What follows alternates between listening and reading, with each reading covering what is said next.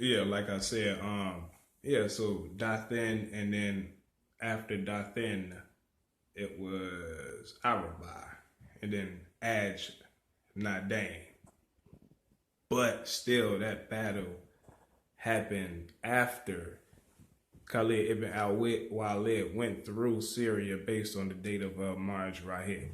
But again, as far as this battle, yeah, like during this time, Emperor Heraclius, who set it all up himself anyway, according to the chapter, he was still in Syria. He wasn't in the Levant itself. He was at a place today. It's called Amasa, but back then it was called Hims.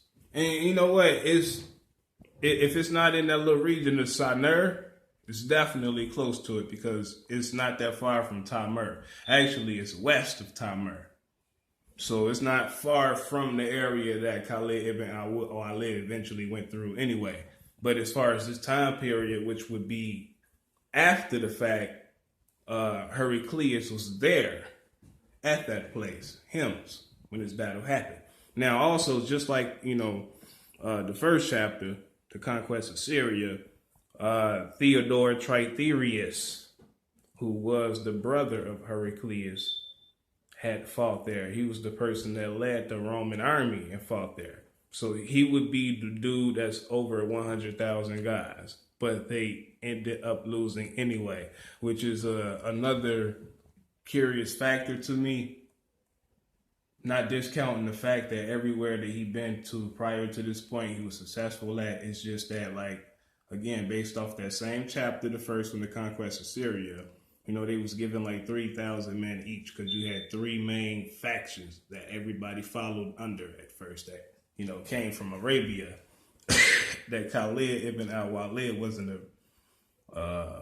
originally a part of because he was in Iraq. But they had 3,000 each and then 7,500 and then 24,000 each later on. So even if all of them linked together under Khalid ibn al-Walid, you still got 100,000 Romans, and that's just them. So it doesn't account for the Arab allies on their side as well. So it's like, damn, how the hell did they lose that battle?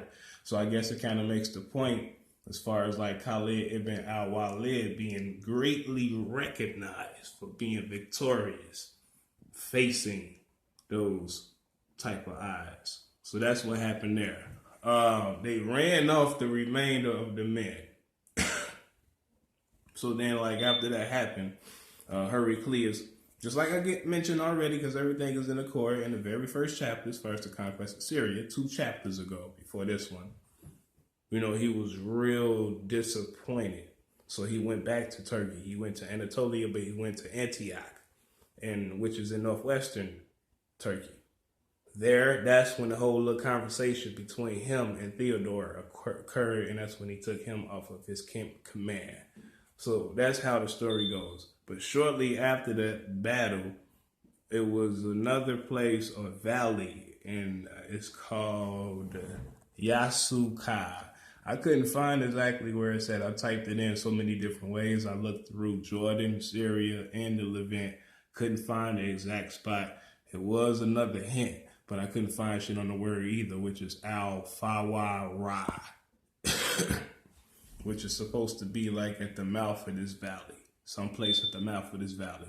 So I was looking for a while. I couldn't find nothing. So, but that place is where another battle happened between this Roman gathering and Khalid ibn al-Walid. And again, he defeated them as well and ran them off. And these people supposedly spread through various places